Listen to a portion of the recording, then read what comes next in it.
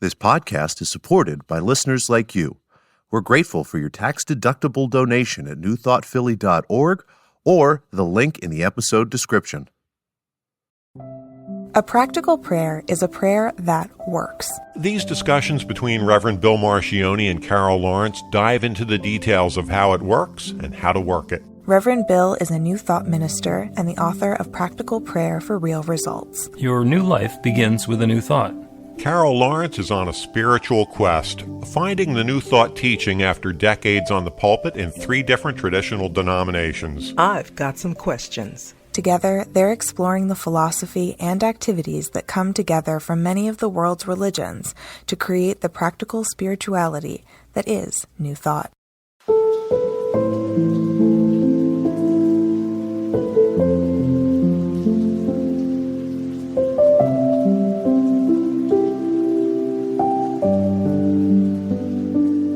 Welcome to the Practical Prayer Podcast. I'm Carol, here with Reverend Dr. Bill Marcioni, and I'm excited. You are excited. And as we discussed very briefly before the podcast recording began, you have a question that you would like to address. And my bet was that I would be able to answer the question in far fewer words than it takes you to ask it.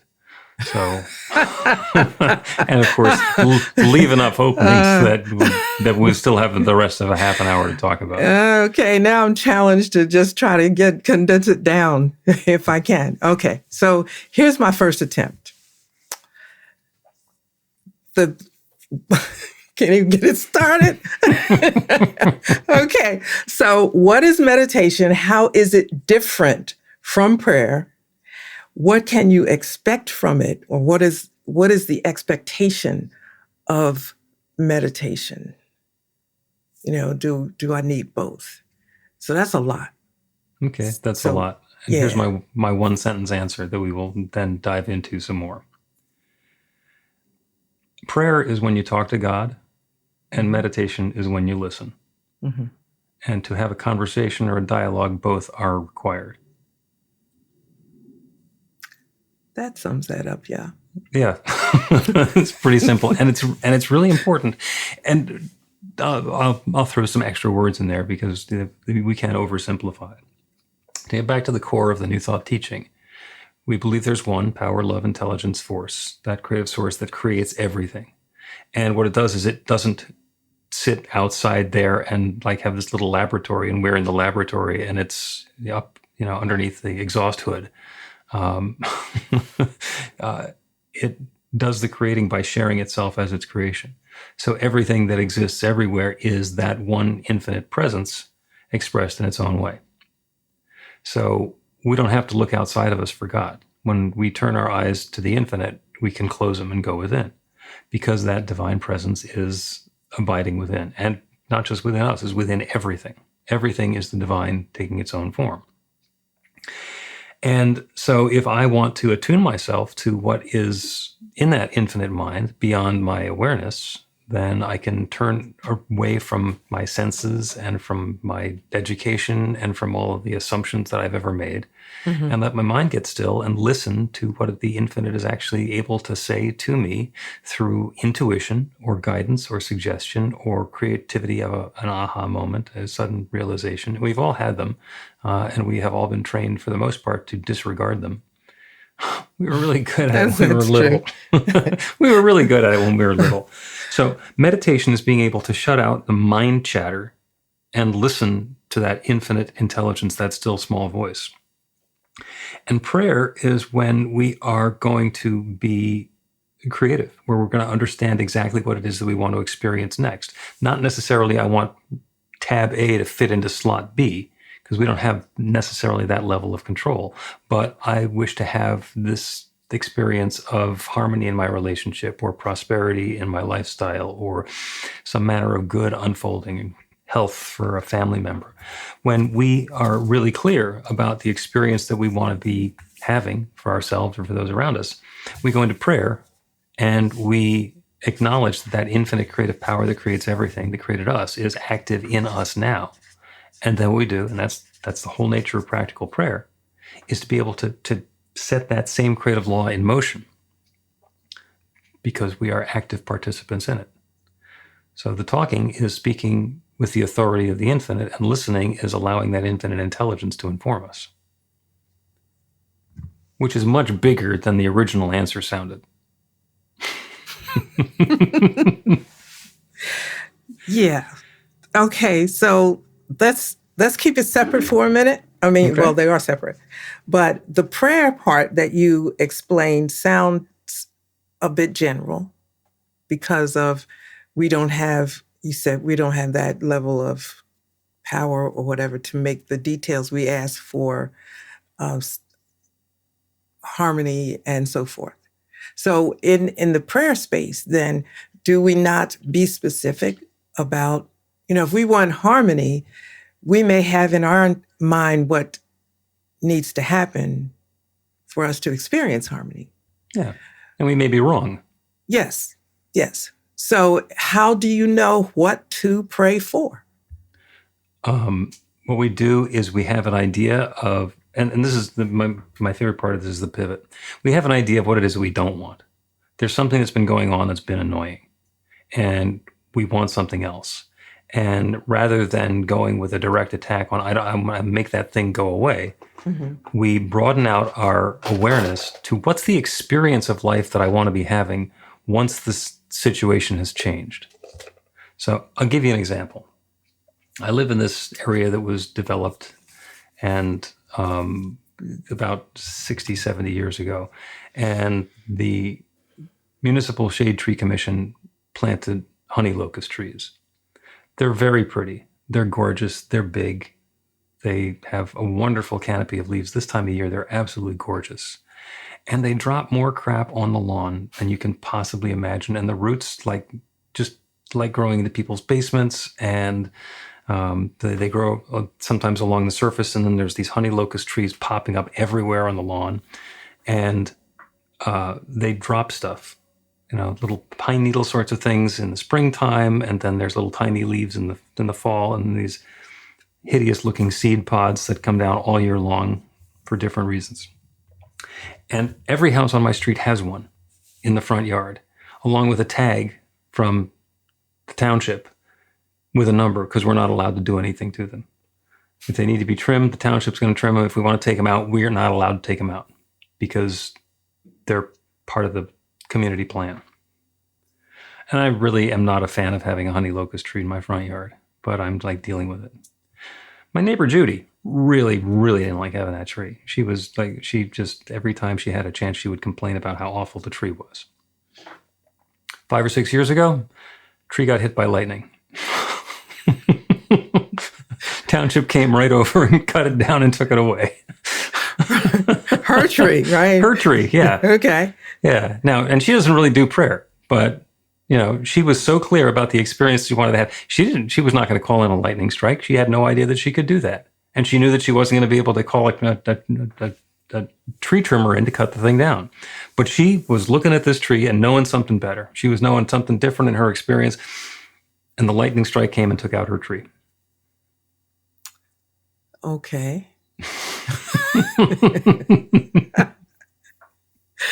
Oh, okay. All right. So now, there are other gentler versions of that story. The one is the person who's working in an office and the boss is dysfunctional and everybody in the department is tense and on edge, and they're on the verge of quitting, but they can't because they feel that they're hemmed in and there's no possibilities for them, and it's just a completely oppressive environment.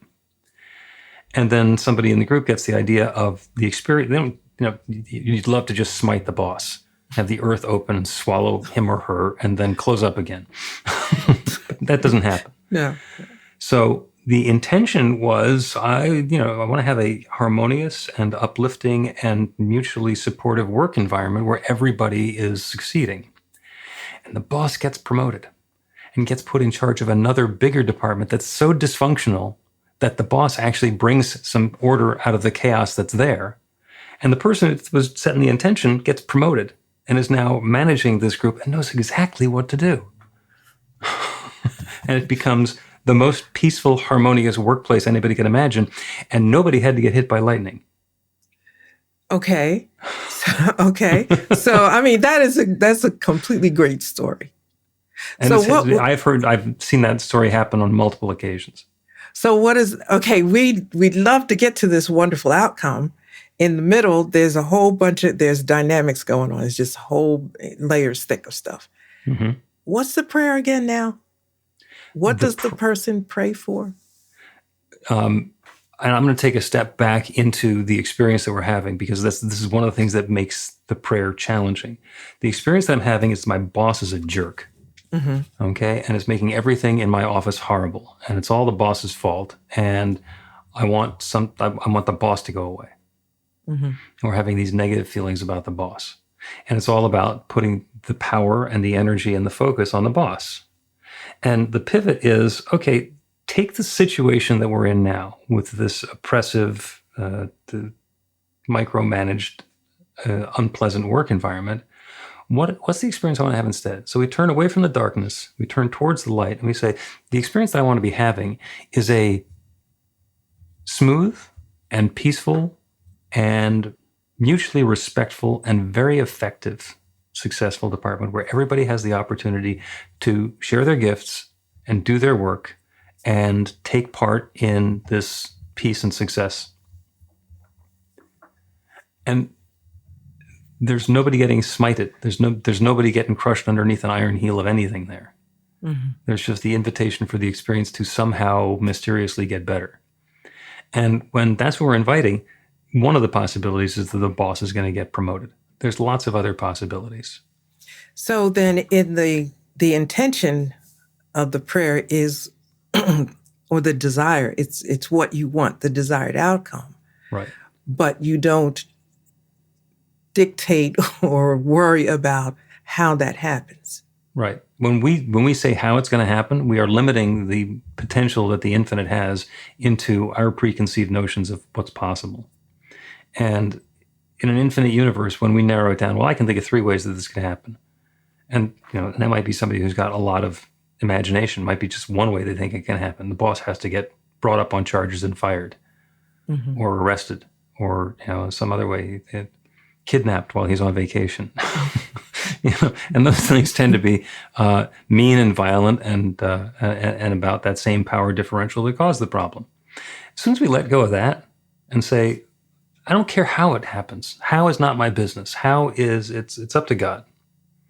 And open ourselves up to that possibility that this is the experience I want to have, and I don't care how it comes about. That's none of my business. It's above my pay grade.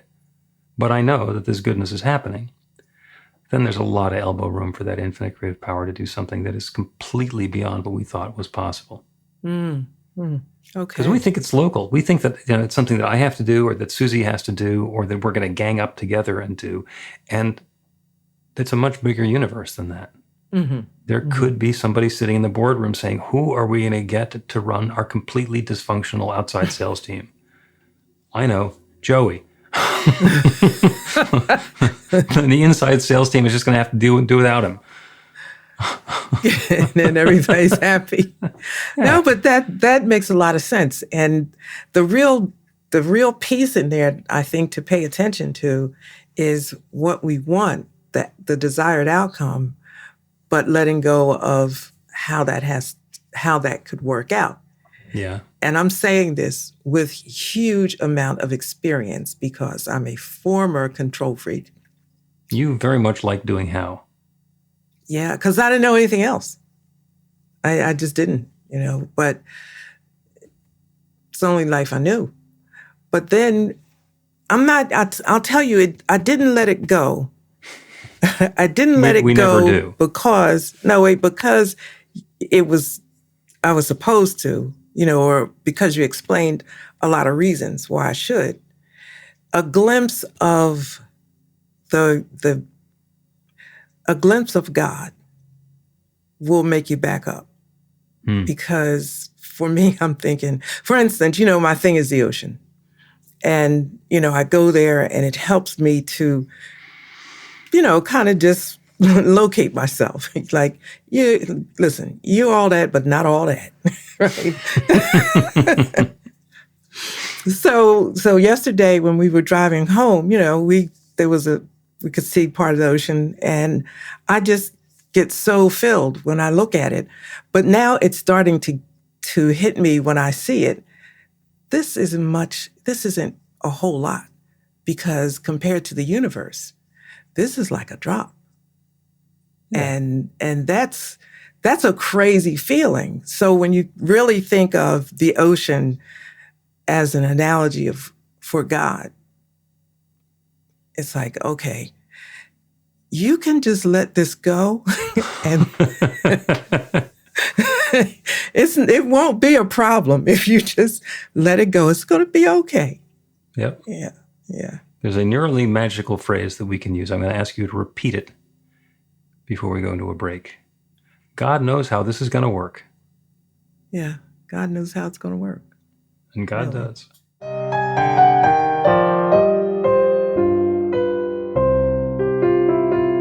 It's Reverend Bill letting you know that the Practical Prayer for Real Results class is now available on demand. That's right, you can take it at your own pace, anytime you want. All of the information is at bethelight.com. That's b-the-light.com. You know where to find that stuff. The class is 5 lessons, broken down into 18 modules, and you can take them at whatever pace is comfortable for you. As you work through the process, it starts out with the theory, goes into the practice, there are experiential activities and exercises, and at the end of the program, you will wind up with an understanding of how practical prayer works, and a practical prayer for yourself that will work to create transformation in your life. And as you know, it works for everything. Take a look at the class online at bethelight.com. There's a sample lesson so you can see how the class is going to work for you, and then dive in. The great news is it's on sale now. You can register and save $20 off of the regular price. I'm looking forward to seeing you in class.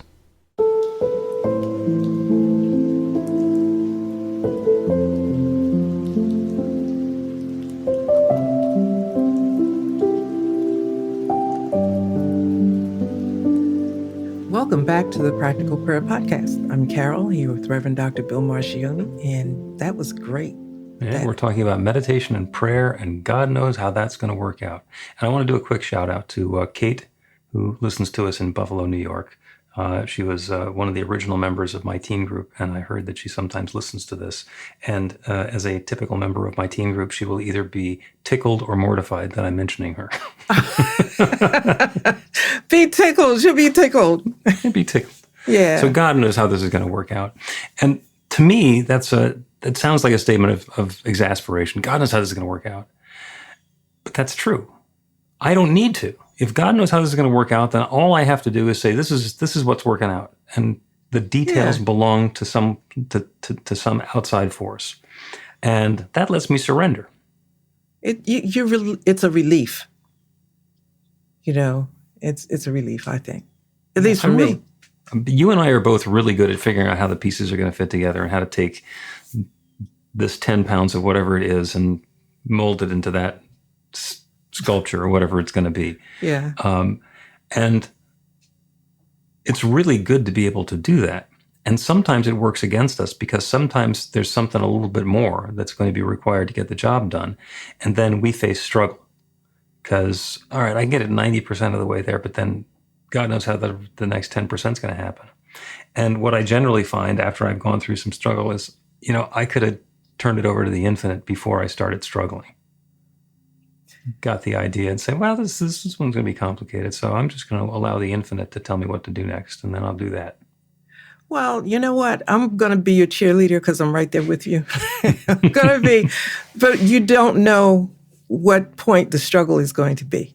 It's you get there and but the good thing is to be able, and maybe this is experience or living in the New Thought idea for philosophy for a long time. You can say, when I start feeling the struggle, you can be sensitive to you going in, I'm going to do the best I can for this situation. But when it becomes, a struggle, or for me, I'll say, because I don't like unpleasantness. I don't. Oh, I'm sorry. Anybody who wants to raise their hand because they like unpleasantness? No, but some people. Kind of the nature of unpleasantness is that it's unpleasant. You don't know some of the people that I have known for 35 years. No. There are some who are gluttons for punishment. Yeah. But if it becomes uncomfortable, I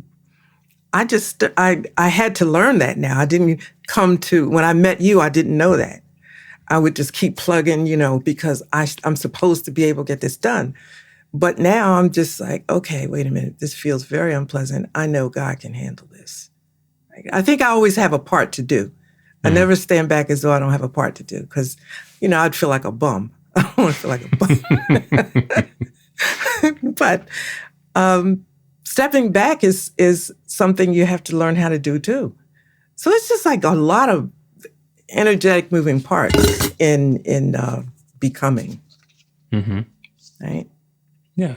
There's a lot that's going on, and God knows how this is going to work out, because when we're able to let go of our need to control it,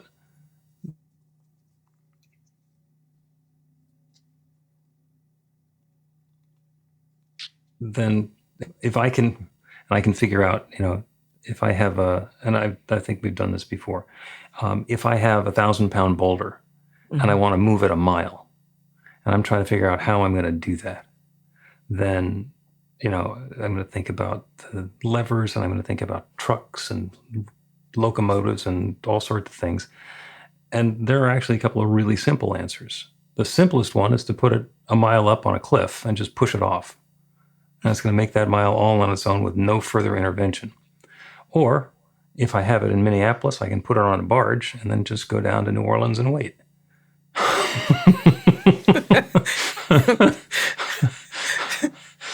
It's much more than a mile. So, and when I first say, moving 1,000-pound boulder a mile, it's like, that just seems like a lot. It seems like a lot of work. And for us, it is. Mm-hmm. But there's other possibilities. And when we let go of the limitations that we imposed on it and open up to the other possibilities, all sorts of simple stuff comes along. And you say let go, like I said, that's a whole nother lesson, workshop. I can make a workshop out of anything, but it really is, because it's letting go before you go nuts, and I think like, okay, Spirit, what are you going to do with this? Because this is a mess. I sure hope you got a plan. Yep. Yep. And the magic is in the pivot. The magic is when we go from looking at the problem to opening to the new possibility. And in the pivot, there's a huge letting go of our assumptions, because I'm looking at something and I can describe exactly what's wrong with it. Mm-hmm. Mm-hmm. The size and shape and color and texture and nature and, the precise weight and, the speed and direction and velocity, humidity, all of that. I can catalog everything that is wrong with the situation. But when I get to the pivot, it's like, okay, once this annoying thing is gone, then what? Because it's not just going to leave an empty space. There's going to be something that happens instead. Am I just going to feel peace of mind because it's gone? Or am I going to then have the opportunity to do something different? If there's somebody who's really annoying in my life and they stop annoying me in my life, am I just going to have empty time? Or am I going to do something else? So, and it's by setting our sights on that next newness that we are then able to let go of the specifics of how this thing is going to transform into something new, and then let the infinite create something even greater than we had expected or anticipated. Interesting you raised that example, because that next newness, to me, it's like faith. I do not like the current situation, for example, and I can't figure out how to change it. But I do know when it's changed, I'm going to be happy. Yeah, I have enough faith to know that there's going to be something there, and it'll be cool. It'll be like, it won't be this. I'll tell you that. It's not whatever this might be. So then, the element of faith comes in a bit. Mm-hmm. And yeah, because all things work together for good. And I'm stuck on that because, if I work it out, I have made plenty of messes now.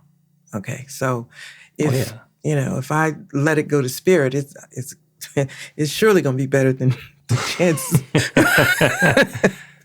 the chances of what I'm doing, Yeah. Faith has been described as belief in things unseen.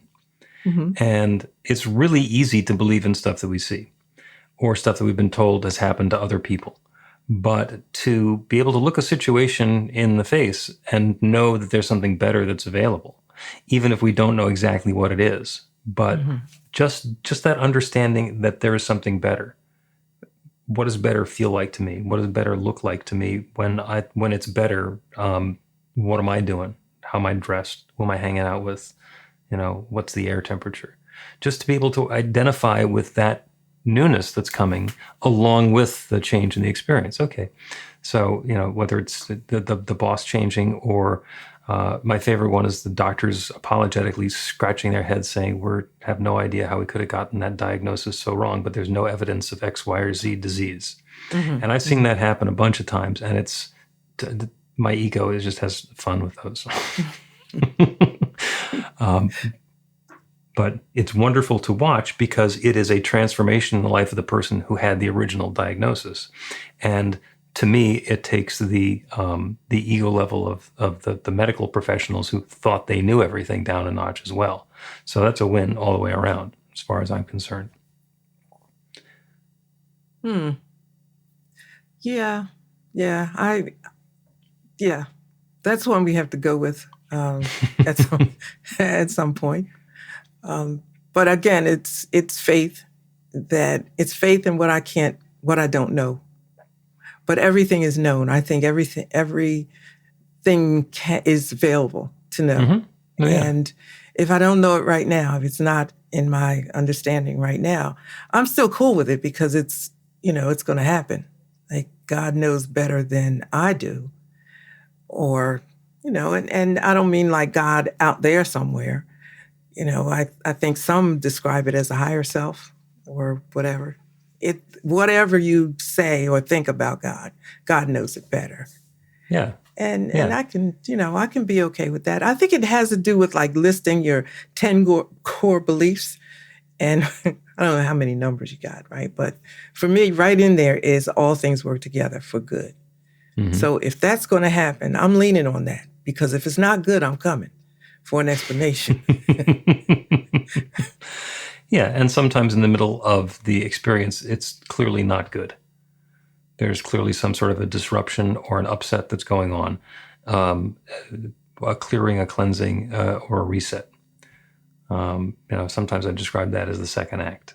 First act, we meet all the characters. The second act, the tragedy comes along. The villains show up. Darth Vader is going to blow up the rebel base. Pick your hero story, and then in the third act, the heroes manage to overcome the dark forces and are able to prevail, and the lead characters fall in love, and everybody gets their rich rewards, and there's much smiling and jubilation. And you can't have the third act without the second act. So it is a constant cycle of creation and destruction and creation and destruction. And, it's the phoenix from the ashes.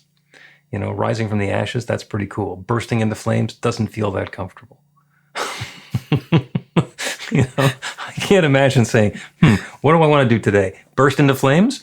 It's just not the sort of thing that would occur to you. However, in order to have that rebirth from the ashes, that's part of the program. Now, you very well know that that's complicated for me. Like, mm-hmm. I get it. And I'm in the midst of the crap that's going on. I don't know that I can personally think that organized, and that rationally. So I just say, listen, this is going to work out for good. Mm-hmm. This right here is really, I can't say the word I would love to say, but it's so descriptive, right?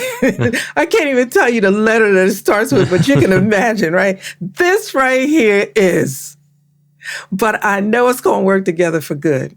So number one, I got to take a deep breath and just get through it because everything changes. Nothing stays the same. Yep. The way you described it is much more eloquent. It's nicer. Yeah. I wish I could think that way when I'm in the hole. Yeah. I know I'm getting out of it. I don't know how I'm getting out of it, but all things work together for good. So this right here must be working out for my good. And I have 1,000 examples, as do you. Yeah. You know. And then the more we pay attention, the more examples we have. And there's some examples where people, you have to point out to them the miracle that just happened because they just skipped over it. You know, they were struggling, and then finally they overcame. It's like there was so much more going on than just you trying to push buttons down there on the ground. But that's all they're paying attention to, so they don't notice.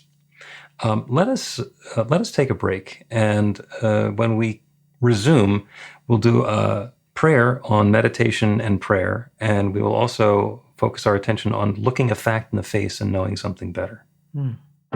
Learn to put practical prayer to work in your life. The steps are simple to learn and let you begin to get real results to create the life of your dreams immediately. Reverend Bill Marcione's widely acclaimed book, Practical Prayer for Real Results, gives you a clear summary of the New Thought principles behind practical prayer and the series of easy-to-understand steps found in the most effective prayers from religions and spiritual practices all over the world and throughout history. Practical prayer is not a replacement for your religion or practice. It's a technique to make the work you do in consciousness even more effective. The book includes 40 prayers on various topics that you can adapt as needed and use as your own.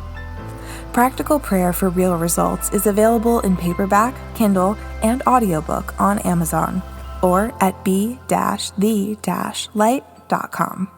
That's b-the-light.com.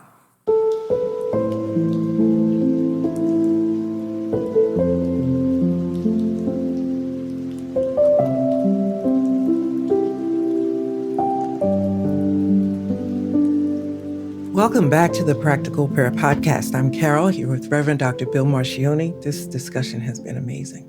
Yeah, we started out on meditation versus prayer, and then discussed how they're very similar to each other, two different sides of the same coin. And then we've been talking about how we can take a situation that is not to our liking and pivot. When we're training practitioners, we teach them to look a fact in the face and know something better.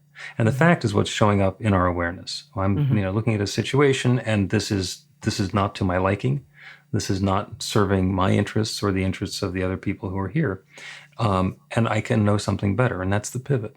That's being able to turn away from that and assuming that there is some permanence to whatever it is I'm looking at and know that there's something better. And the pivot is to be able to open to whatever that newness is. And it's not necessarily that, okay, at the end of this prayer, somehow somebody's going to drive up with a brand new car to replace my old car.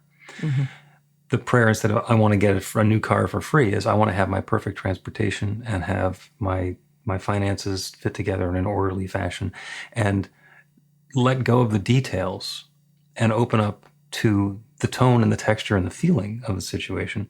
I was reminded of somebody who was in class with me 20 years ago, and they were constantly having problems with their car. With the car breaking down, not being able to afford to repair a car, kept on getting jalopies, and it was just an ongoing cycle. Got into the teaching, and another student in the class was getting a new car. And this was back in the early days when Kia was having their intro sale, and it was buy one, get one free. I must have missed that one. and the student showed up, and it's like, oh, well, there's this promotion going on. We've already got the deal all set up for you, so you get a second Kia. She says, okay, you can use it. Problem solved. And nobody in their right mind would say, I want to get a free car from the manufacturer because they've started a promotion. But being able to look a fact in the face and know something better opens us up to a world of possibilities that go beyond the way that we think that we'd be able to do it.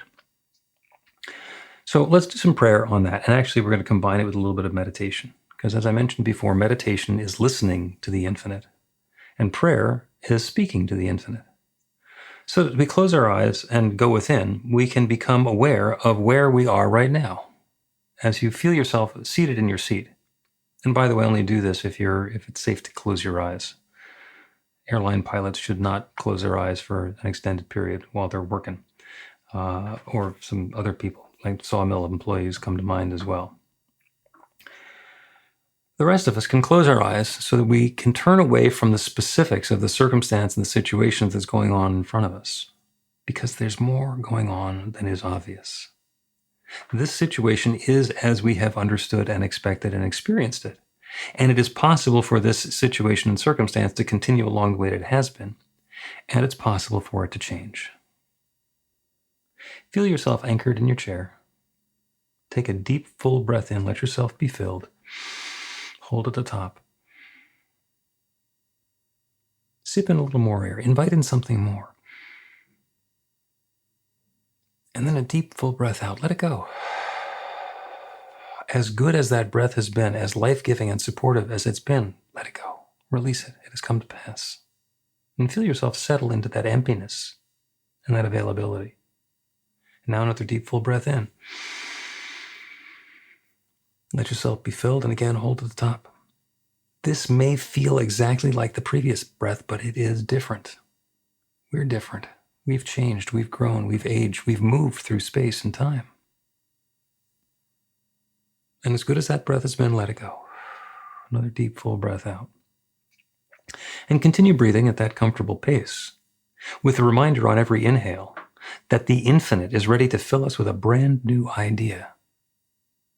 And on the exhale, we can surrender and let go of it. Let go of everything that we thought we knew up until now, so that we can be open to something even more wonderful, even more joyous, even more uplifting on the next inhale. Meditation is being in the quiet, simply breathing, allowing the thoughts to go away. When they show up, just let them pass. If they're important, they'll come back again. We can spend a minute or 2 or 10 in the silence, just breathing, just being, just allowing ourselves to be quiet so the still small voice can speak. That suggestion of what's ours to do can be revealed. And continue knowing that that infinite creative power that creates everything, that has created each of us, is creating this moment right here and right now, this next new experience, this next new unfolding, this grand revelation of the new ideas, the new experience, the new opportunities we have in life are being revealed to us, are being offered to us, are showing up right in front of us. That infinite creative power that creates everything is creating through and as and for us exactly that which is perfect to bring about that new experience, that new feeling and flavor of life. It's happening continuously in ways that are subtle, in ways that are dramatic, and sometimes both. And there's nothing that stands in the way of this process. That infinite creative power creates everything. The thought that it can't create something new for us, the thought that there's something that's too big or too difficult or too challenging or too complicated is preposterous. It's an infinite creative power. All good is available everywhere. And that means it's available right here and right now for each of us in our own way. And I'm grateful for it. I'm grateful for the good that's coming about. I'm grateful for the awareness of the process.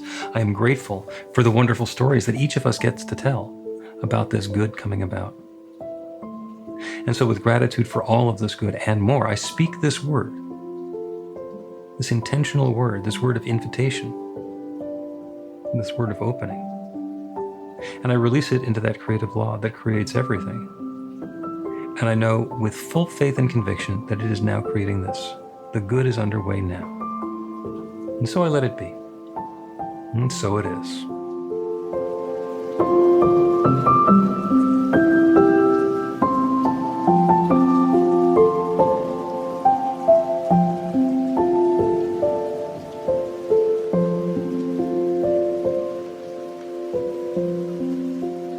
The Practical Prayer Podcast with Reverend Bill Marcioni and Carol Lawrence is a production of BeTheLight.com. be-the-light.com. where you can find more information about practical prayer for real results. Our theme is by Music of Wisdom. You can learn about the spiritual community of New Thought Philadelphia with daily guided meditations, weekly celebrations of spirit, and Reverend Bill's classes in practical spirituality at newthoughtphilly.org.